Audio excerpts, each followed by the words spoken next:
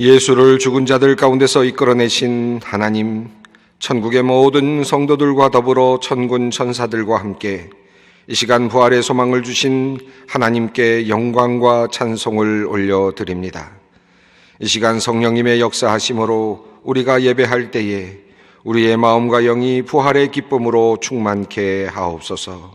성부, 성자, 성령께 영광과 찬송을 올려드리옵나이다. 아멘. 다 함께 찬송가 66장을 부르시겠습니다.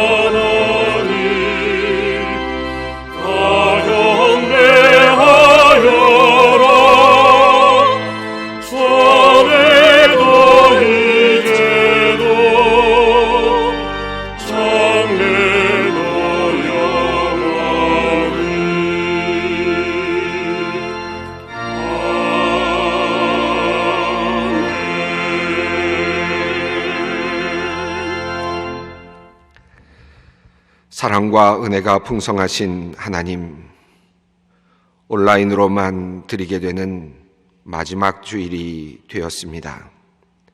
그렇게도 사모하던 예배당에서의 예배가 이제 한 주 앞으로 다가왔습니다. 하나님께서 우리 모두를 예배당에서 내어쫓 주셨던 그 마음을 헤아려 봅니다. 한국 교회가 세상의 소망이 되지 못하고 도리어 걱정거리가 되어왔던 것을 되돌아봅니다. 이제 우리가 과연 주님의 전에 다시 돌아올 만한 준비가 된 것인지 다시 생각해 봅니다.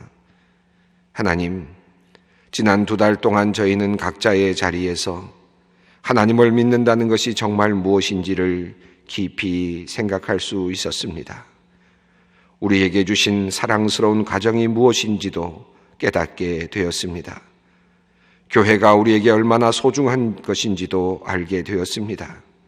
하나님, 우리의 지난 잘못들을 뉘우치며 회개합니다.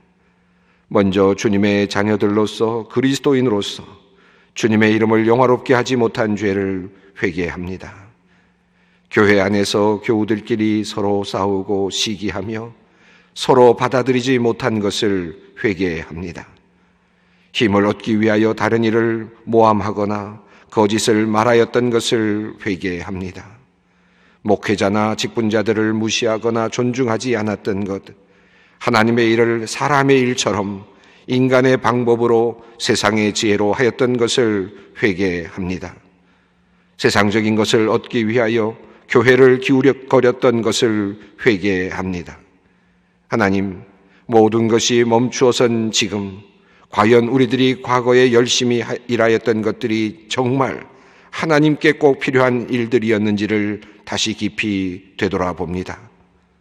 나를 위해 한 일은 아니었는지, 나의 만족을 위해, 나의 명예를 위해, 나의 기쁨을 위해 일하였던 것은 아니었는지, 주님, 우리의 잘못되었던 봉사와 사역을 다시 돌아보게 하시고 이 귀한 쉼과 안식의 시간에 모든 것이 회복되고 바로 잡혀지게 하여 주시옵소서. 우리 가정을 소홀히 하였던 것을 회개합니다. 남편과 아내가 서로 사랑하지 못하였고 존중하지 못하였습니다. 주님, 용서하여 주시옵소서. 자녀들과 부모님을 정성껏 돌보지 못한 것, 사랑하지 못한 것을 또한 회개합니다. 하나님, 오늘도 우리는 각자의 가정에서 예배를 드리고 있습니다. 우리들의 삶에 숨결이 묻어있는 그 자리가 거룩한 자리가 되게 하옵소서. 우리의 마음이 온전히 주님만을 향하게 하여 주시옵소서. 이제는 나와 주님만이 아는 죄악을 침묵 가운데 주님께 고백합니다.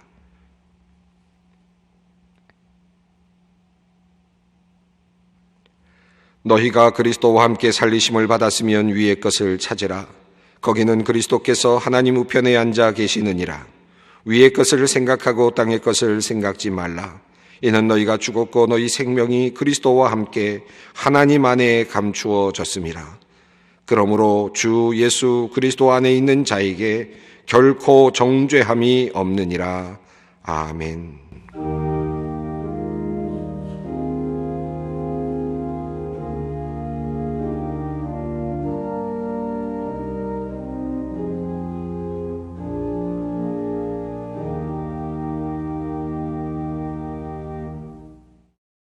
오늘 우리에게 주시는 하나님의 말씀입니다. 로마서 12장 4절로 8절 말씀입니다. 신약성경 로마서 12장 4절로 8절 말씀입니다. 이 계시 말씀을 봉독할 때 다 함께 살아계신 하나님의 음성을 들을 수 있기를 바랍니다. 우리가 한 몸에 많은 지체를 가졌으나 모든 지체가 같은 기능을 가진 것이 아니니 이와 같이 우리 많은 사람이 그리스도 안에서 한 몸이 되어 서로 지체가 되었느니라. 우리에게 주신 은혜대로 받은 은사가 각각 다르니 혹 예언이면 믿음의 분수대로, 혹 섬기는 일이면 섬기는 일로, 혹 가르치는 자면 가르치는 일로, 혹 위로하는 자면 위로하는 일로, 구제하는 자는 성실함으로, 다스리는 자는 부지런함으로, 긍휼을 베푸는 자는 즐거움으로 할 것이니라. 아멘.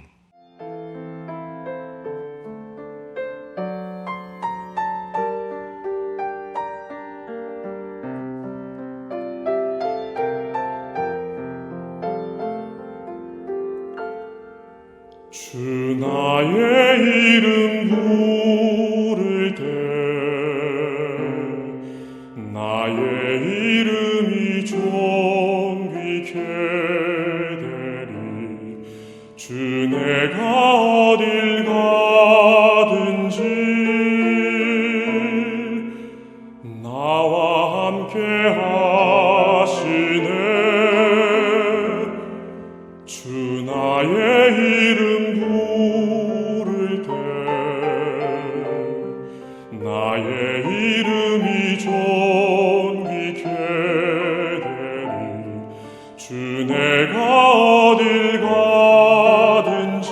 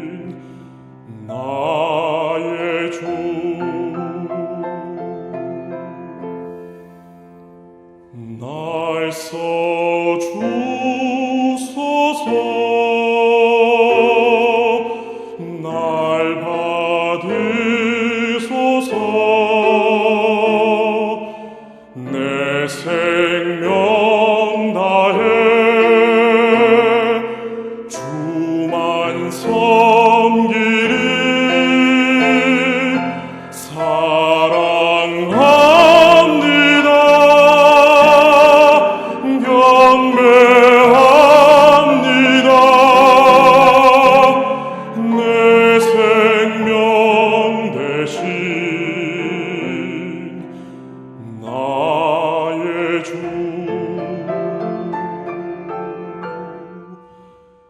내 생명 대신 나의 주.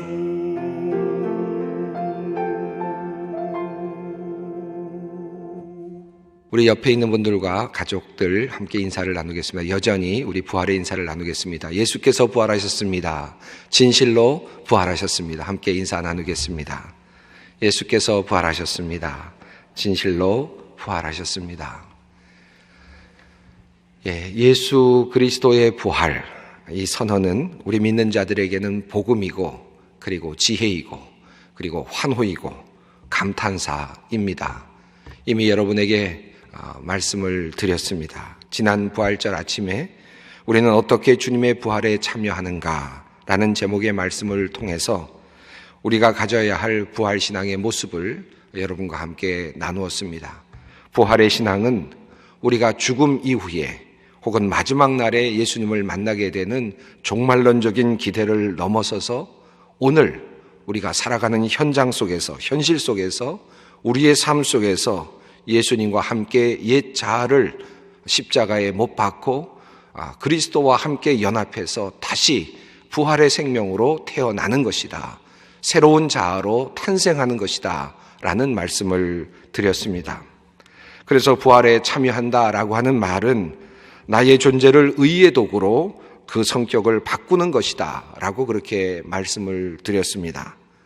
그리고 지난 주일 설교 말씀을 통하여서 부활하신 주님, 살리시는 주님이라고 하는 제목의 설교를 통하여서 이 존재의 변화, 새로운 존재로 태어나는 이 부활의 경험은 우리의 노력으로 되는 것이 아니라 하나님의 능력으로 이루어지는 것이다 라는 말씀을 드렸습니다. 그리고 그 하나의 예로서 부활하신 예수님께서 3번이나 예수님을 부인했던 베드로를 찾아오시고 만나주시는 장면을 함께 우리가 살펴보았습니다. 예수님께서 부활하셨습니다 라고 하는 이 환호는 그저 2000년 전에 있었던 어떤 사건에 대한 정리 혹은 정보가 아니라고 말씀드렸습니다. 예수께서 부활하셨다라고 하는 이 선언, 이 선포, 이 환호는 그 부활하신 주님께서 베드로를 찾아오셨듯이 우리를 찾아오고 계신다는 사실, 우리에게 다가오고 계신다는 사실을 함께 기억하고 그것을 환호하는 것이라고 말씀을 드렸습니다. 우리는 베드로를 찾아오신 부활하신 예수님을 보면서 그분의 모습을 통하여서 우리를 찾아오시고 그리고 우리를 첫사랑의 그 자리로 다시 이끌어내시고 그리고 우리를 가장 부끄러웠던 그 자리로 다시 이끌어 가시면서 그 자리에서 내가 나를 사랑하느냐라고 물으시는 그 예수님의 사랑을 경험할 수 있었습니다.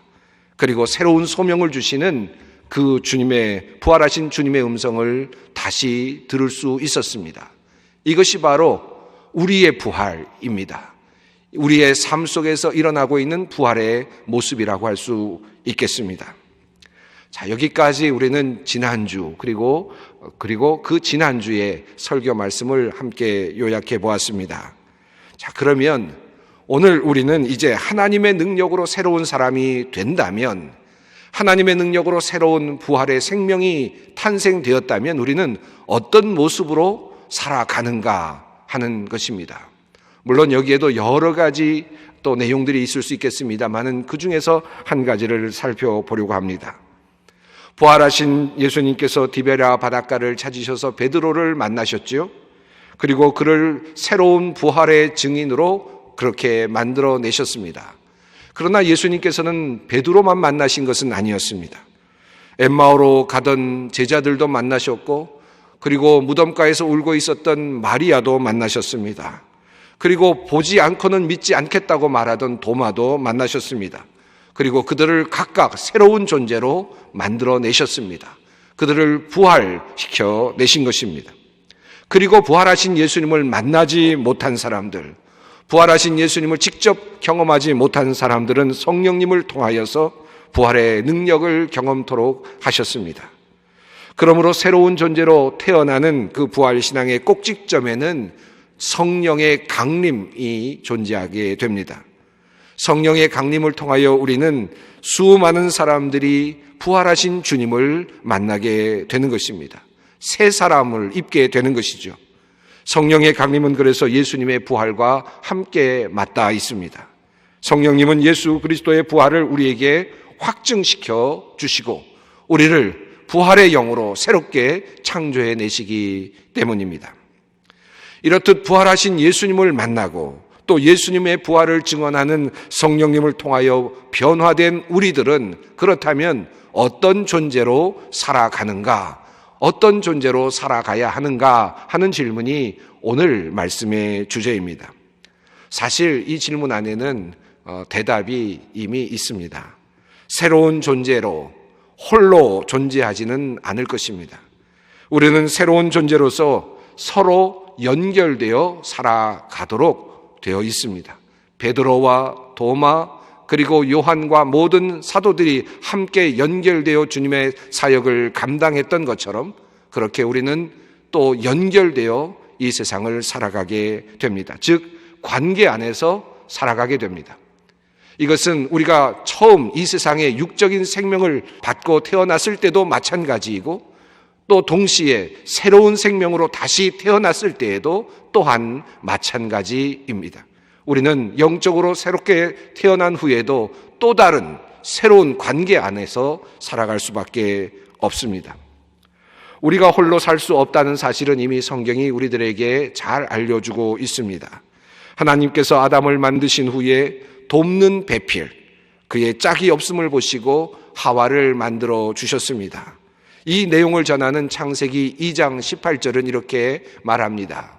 여호와 하나님이 이르시되 사람이 혼자 사는 것이 좋지 아니하니 내가 그를 위하여 돕는 배필을 지으리라 하시니라. 그리고 이어서 24절에서 이렇게 말씀하십니다.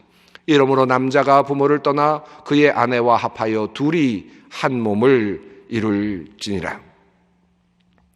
사람은 처음부터 누군가와 더불어 살도록 되어 있습니다. 누군가와 연결되어 살도록 되어 있습니다. 이것이 하나님의 창조의 원리입니다. 이것은 새롭게 창조된 사람들에게도 똑같이 적용되는 원리입니다. 우리 안에 있는 관계, 우리가 새로운 사람으로 태어난 후에도 우리 안에는 4가지 범주의 큰 관계가 여전히 존재하게 됩니다. 그리고 그 관계 안에서 우리는 새로운 관계를 만들어내야만 합니다. 첫 번째 관계의 범주는 바로 전능하신 하나님과 우리 사이의 관계입니다. 우리는 새로운 존재로 그렇게 재탄생하고 그리고 부활을 경험한 후에 우리는 여전히 하나님과 전능하신 하나님과의 관계를 새롭게 할 의무와 과제가 있습니다. 두 번째로 우리가 새로운 생명, 부활 생명으로 새롭게 관계를 만들어가는 범주는 우리의 가정입니다. 가정 안에서 남편과 아내가 부모와 자녀가 서로 부활의 생명을 얻은 존재로서 부활 생명을 가진 존재답게 새롭게 연결되고 새롭게 접속될 필요가 있습니다. 과거의 모습이 아니라 변화된 모습으로 가정을 이루어야 할 과제가 있습니다. 세 번째로 우리가 연결해야 할 관계의 범주는 우리가 믿는 성도님들과의 관계입니다. 부활의 증인이 된 사람들이 어떻게 함께 새로운 존재로 살아갈 것인가, 어떻게 연결되어 살아갈 것인가 하는 또 다른 과제가 우리에게 놓여 있는 것입니다. 그리고 네 번째로 우리가 연결해야 할 또 다른 범주가 있다면 우리가 살고 있는, 발을 디디고 있는 사회, 이 세상이라고 할 수 있겠습니다. 우리는 새롭게 거듭난 존재들이지만 그러나 우리가 이 땅을 밟고 살아가는 동안 결코 우리는 고립되어 살아갈 수 없습니다. 이것은 우리가 살아가고 있는 삶의 현장이라고 할 수 있습니다. 우리가 살아가고 있는 삶의 현장이기 때문이기도 하고 그리고 이 자리가 우리가 이루어야 할 소명의 자리이기도 하기 때문입니다. 오늘 설교를 통하여 이 모든 범주를 다 정리할 수는 없을 것입니다. 그래서 오늘은 특별히 성도님들과 성도님들 간의 연결에 대해서, 그 관계에 대해서 새로운 피조물로서 부활의 생명체로 우리가 다시 태어난다면 우리는 성도들과 성도 사이에 어떤 관계를 맺어야 하는 것인가 하는 것에 대해서 함께 이야기를 나누어 보고자 합니다. 우리 믿는 사람들, 새롭게 부활의 증인된 성도들이 어떻게 연결되고 어떤 관계로 살아야 하겠습니까? 이 문제에 대하여 함께 살펴보려는 이유가 있습니다. 이것은 우리가 이제 곧 예배당 안으로 다시 돌아오게 될 터인데, 우리가 돌아올 때에는 그냥 몸만 돌아와서는 되지 않겠다 하는 생각이 들기 때문입니다. 새로운 정신으로, 새로운 마음가짐으로 우리가 돌아와야 하지 않겠는가 하는 생각이 들기 때문입니다. 과거와 똑같은 태도와 마음가짐으로 돌아오기보다는, 과거와 같은 똑같은 틀 안에서 신앙생활을 시작하기보다는 이제 새롭게 성도 간의 관계를 다시 새롭게 하고 새롭게 바르게 세우고 그 새로운 교제의 질서 속에서 우리가 신앙생활을 다시 시작하면 좋겠다 하는 그런 마음이 있기 때문입니다. 그렇다면 성경은 우리 믿는 사람들의 관계와의 연결을 어떻게 우리들에게 이야기하고 있을까요? 성경에는 그리스도인들의 관계에 대하여 말하는 비유가 셋이 있습니다. 그 중에 첫 번째는 바로 성도들과의 관계 연결에 대한 말씀이 에베소서 2장에서 나타납니다. 이곳에서 바울은 우리 성도들의 연결을 건물의 유비로 그렇게 풀어 설명하고 있습니다. 에베소서 2장 20절의 말씀입니다. 여러분은 사도들과 예언자들이 놓은 기초 위에 세워진 건물이며 그리스도 예수가 그 모퉁이 돌이 되십니다.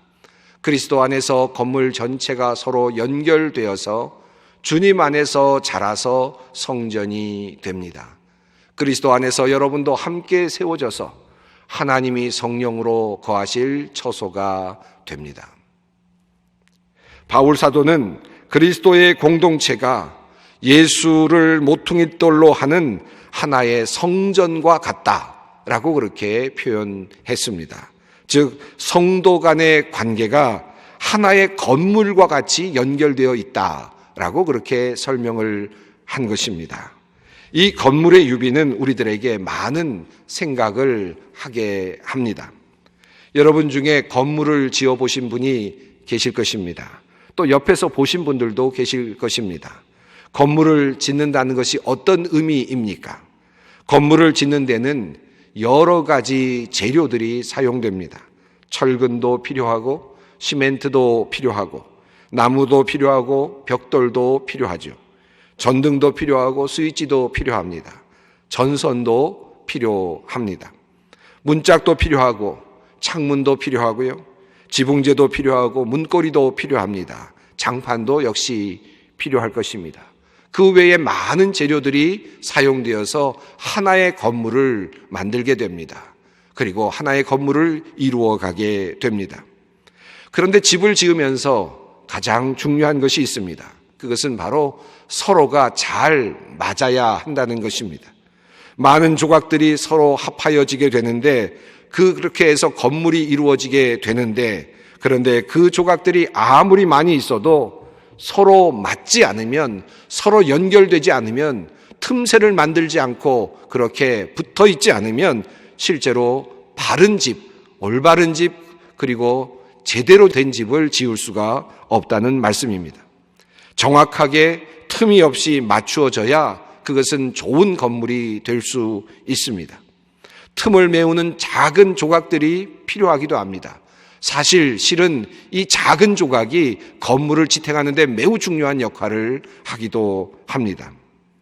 건물에 쓰일 적절한 재료가 되기 위해서 나무는 때로 대패에 깎여야 할 것입니다.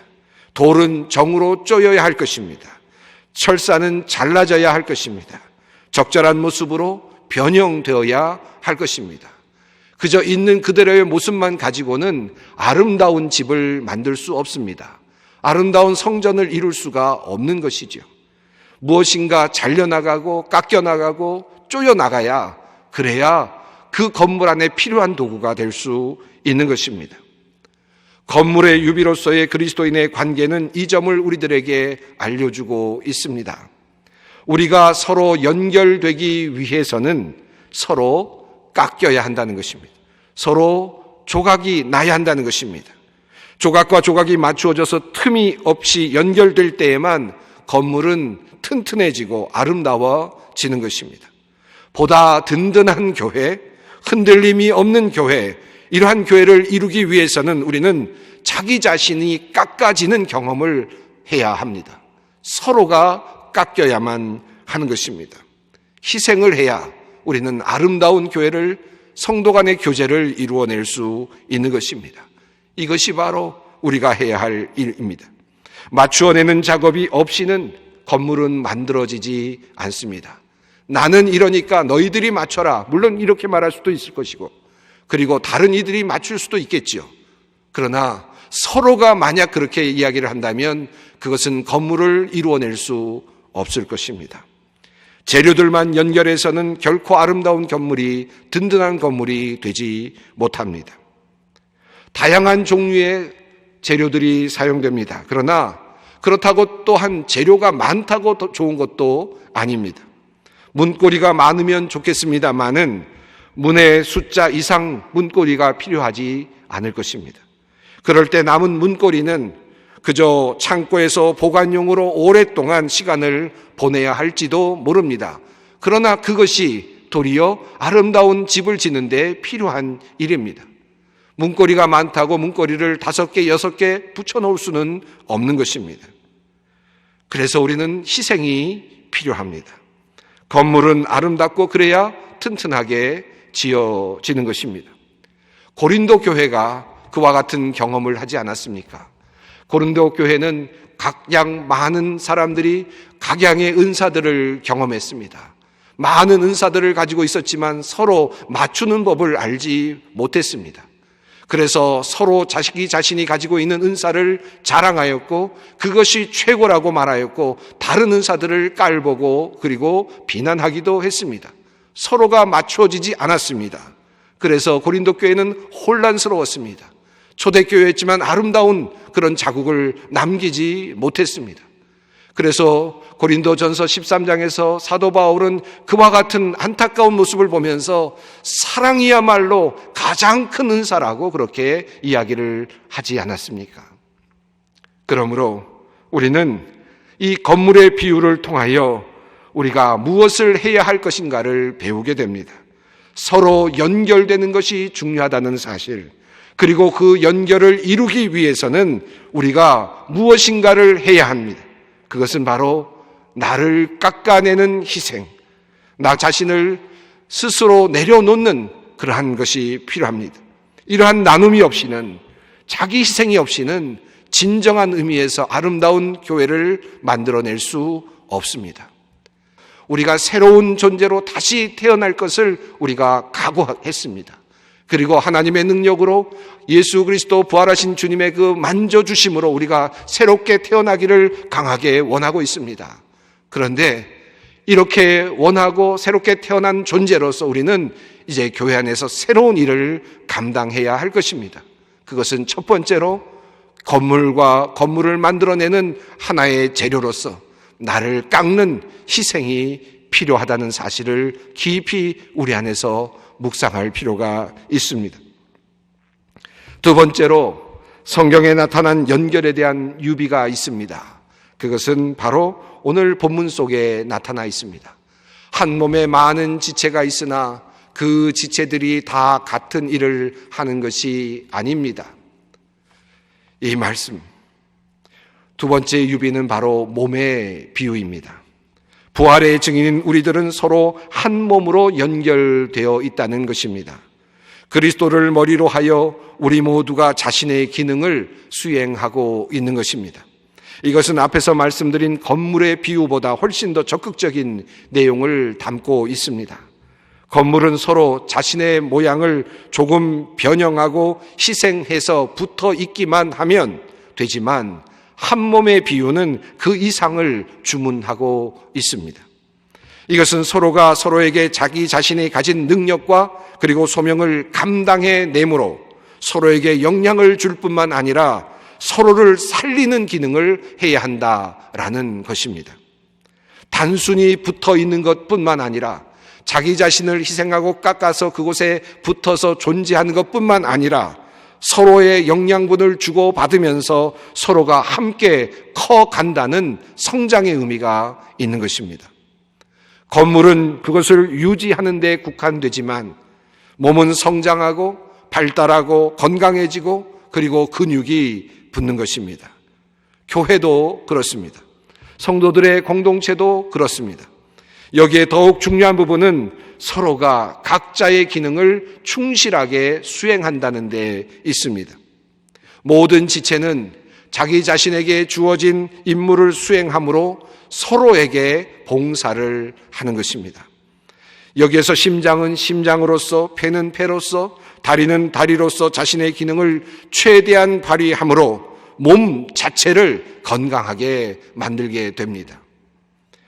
심장이 열심히 뛴으로써 심장을 건강하게 할 뿐만 아니라 다리를 건강하게 하고 몸 전체를 풍성하고 건강하게 만들어 주는 것입니다.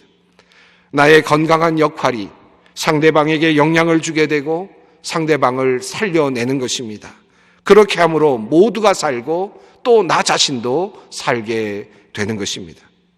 이 법칙이 바로 우리가 사는 공동체의 법칙이 되어야 하겠습니다.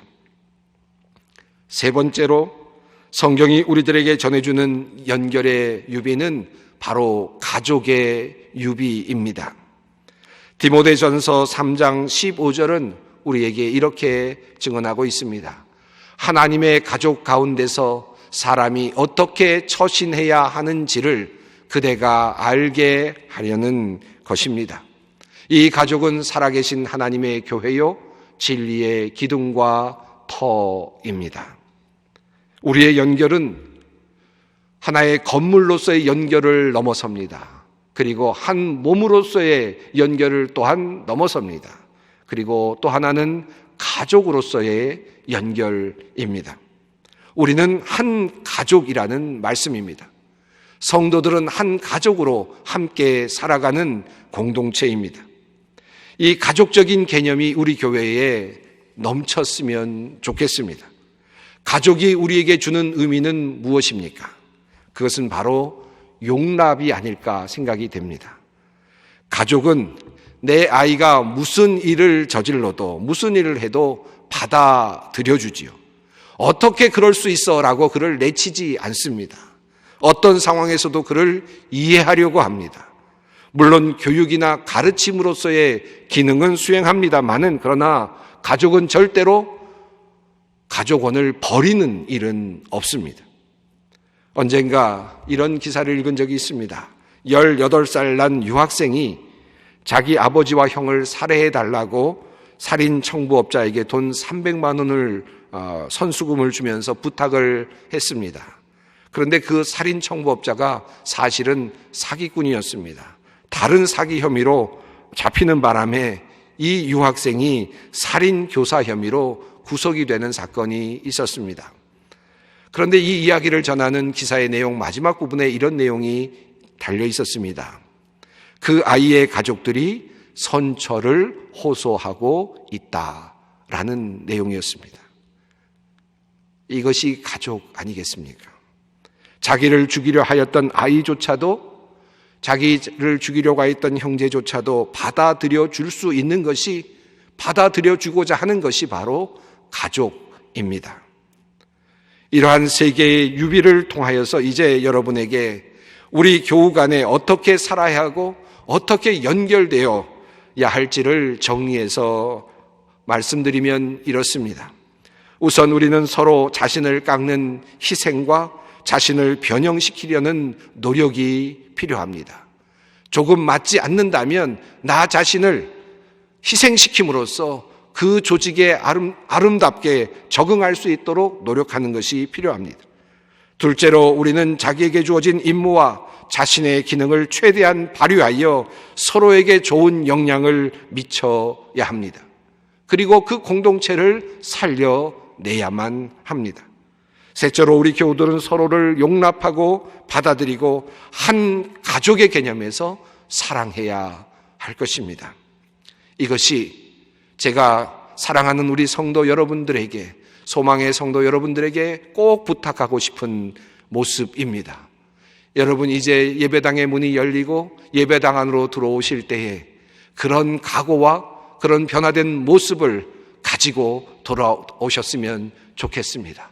나를 희생할 각오로, 그리고 다른 이들을 살릴 마음으로, 그리고 한 가족의 마음에서 서로를 용납할 태도로 그렇게 함께 모여 우리가 부활의 증인이 될 때 우리 교회는 참으로 아름다운 교회로 세상에 하나님의 이름에 영광을 돌릴 수 있게 될 것입니다. 이 원리는 부단 우리 교회에뿐만 적용할 수 있는 것은 아닙니다. 여러분의 가정에도 적용할 수 있습니다. 여러분의 회사에도 적용할 수 있을 것입니다. 여러분이 있는 모든 공동체에도 같은 적용을 해 보시기 바랍니다.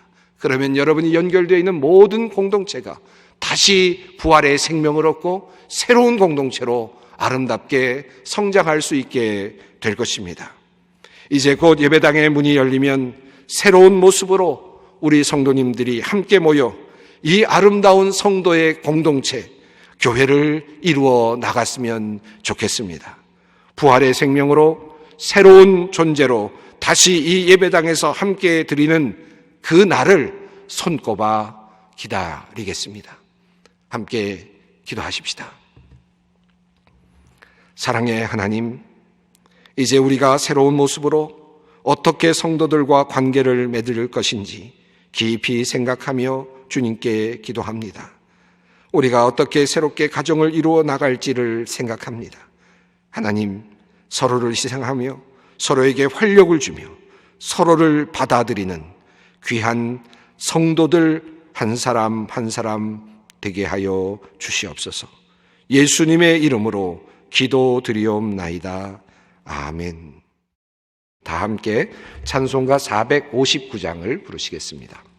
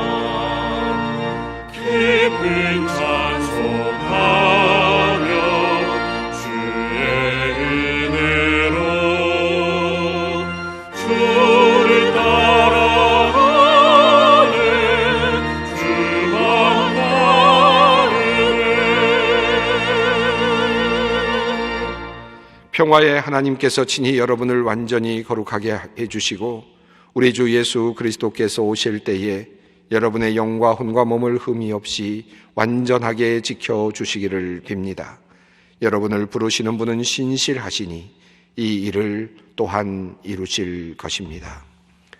부활의 소망이 되신 우리 주 예수 그리스도의 은혜와 죽은 자들 가운데서 예수를 살리셔서 우리에게 부활의 소망을 주신 하나님의 그 크신 사랑하심과 오늘도 부활의 증인이 되어 우리에게 말씀하여 주시고 확증하여 주시는 성령님의 감화 감동하심이 부활의 신앙을 가지고 변화된 존재로 서로 연결하여 아름답게 살아가기를 간절히 원하는 주님의 모든 성도들 위해 이 나라와 민족과 역사 위에 영원히 함께 하시기를 간절히 축원하옵나이다.